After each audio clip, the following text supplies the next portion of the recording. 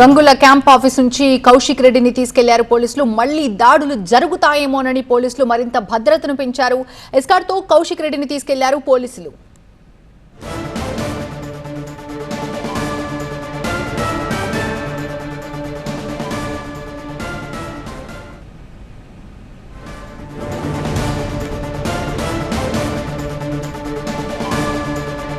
Gangula camp office నుంచి పాడి కౌశిక్ రెడ్డిని తీసుకెళ్లారు పోలీసులు. మళ్లీ దాడులు జరుగుతాయేమోనని పోలీసులు భద్రతను సైతం పెంచారు. ఎస్కార్ట్తో కౌశిక్ రెడ్డిని తీసుకెళ్లారు పోలీసులు.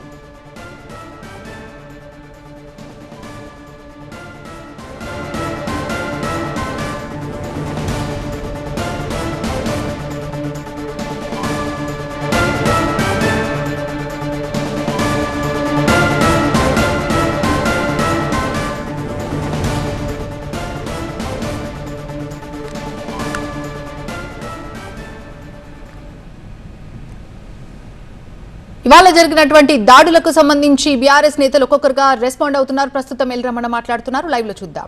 ఎమ్మెల్యే కార్యాలయంలో కూర్చొని పత్రికా సమావేశం నిర్వహిస్తే గూండాల్లా ఈరోజు దాడి చేసిన దాన్ని బీఆర్ఎస్ పార్టీ తీవ్రంగా ఖండిస్తుంది, గర్విస్తుంది.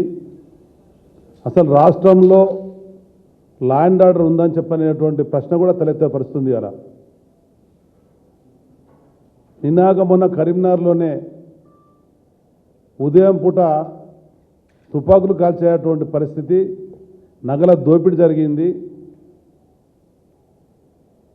హైదరాబాద్ నగరంలో కమిషనర్ స్థాయి ఐపీఎస్ అధికారి అర్ధరాత్రి పోయి ఉంటే ఏ విధంగా పరిశీలన చెప్పని పరిశీలనకు వెళ్తే అంటే అక్కడ సమాజం, సభ్య సమాజం సిగ్గుతో తలదించుకునే విధంగా ఈరోజు పరిపాలన సాగుతున్న స్పష్టంగా కనబడుతుంది. అటు కేంద్ర ప్రభుత్వమే, రాష్ట్ర ప్రభుత్వమైనా పరిపాలించేటువంటి వ్యక్తులు ఒక బాధ్యతాయుతంగా లేకపోవడం వల్ల, రీతిలా పరిపాలన చేయడం వల్ల, ఇష్టానుసారంగా మాట్లాడడం వల్ల అది సమాజానికి ఒక చెడు సంప్రదాయానికి శ్రీకారం కనుక వెంటనే బండి సంజయ్ గారు ఎవరైతే పాడి కౌశిక్ రెడ్డి గారి మీద దాడికి పాల్పడి ప్రభుత్వ ఆస్తులు ధ్వంసం చేసినారో మీరే స్వయంగా పోలీస్ అధికారులతో మాట్లాడి PDPP4 యాక్ట్ పెట్టించాలా, నాన్ బెయిలబుల్ సెక్షన్ పెట్టించాలా. నిజాయితీ కలిగినటువంటి నాయకులుగా మీరు ఉన్నట్టయితే, ఒక నిబద్ధత కలిగినటువంటి ప్రజాసేవ కోసం వచ్చినట్టయితే రాష్ట్ర ప్రభుత్వం, కేంద్ర మంత్రి గారు తక్షణమే పోలీస్ కేసు పెట్టి వాళ్ళందరూ అరెస్ట్ చేసి ఇంకోసారి సంఘటన జరగకుండా విమర్శలు చేసుకోవడం సహజం. మేము కూడా 30-40 ఏళ్ళుగా రాజకీయాలలో ఉన్నాం, అనేక పదవులలో ఉన్నాం.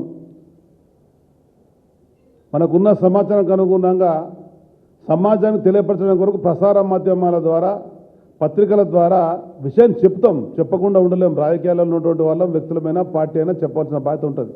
కానీ దానికి ఒక సాంప్రదాయం ఉంటుంది. మనం ఏ విధంగా ప్రవర్తిస్తే, ఏ విధంగా వివరిస్తే మన అనుచరులు కానీ, అనుమానులు కానీ, అభిమానులు కూడా అదేవిధంగా ముందుకెళ్తారు. కరీంనగర్ జిల్లాలో ఏనాడు కూడా ఇటువంటి సంస్కృతి లేదు. ఉమ్మడి కరీంనగర్ జిల్లాలో రాజకీయ నాయకుల మధ్య వైషమ్యాలు లేవు, గొడవలు లేవు. ప్రజాసేవకు అంకితమైనటువంటి బాగున్నటువంటి జిల్లాగా ఉన్నటువంటి దానికి ఇవాళ రాజకీయాలు ఉండేటువంటి వ్యక్తులు తలంచుకునే విధంగా మీ మాటల తీరుంది, మీ వాళ్ళ ప్రవర్తన ఉంది.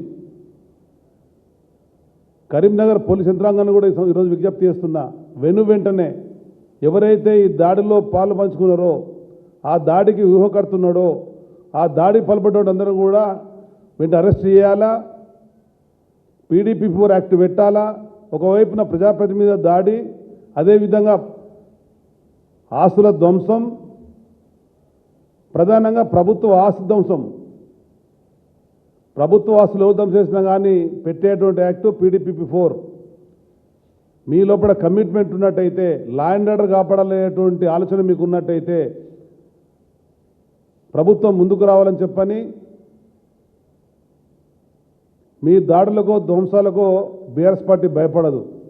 ఇది ఉద్యమాలకు ఉన్నటువంటి పార్టీ, ఉద్యమం ద్వారా తెలంగాణ సాధించిన పార్టీ, పోరాట ఉద్యమాలతో లాఠీల తూటాలకు ఎదురొచ్చినటువంటి పార్టీ.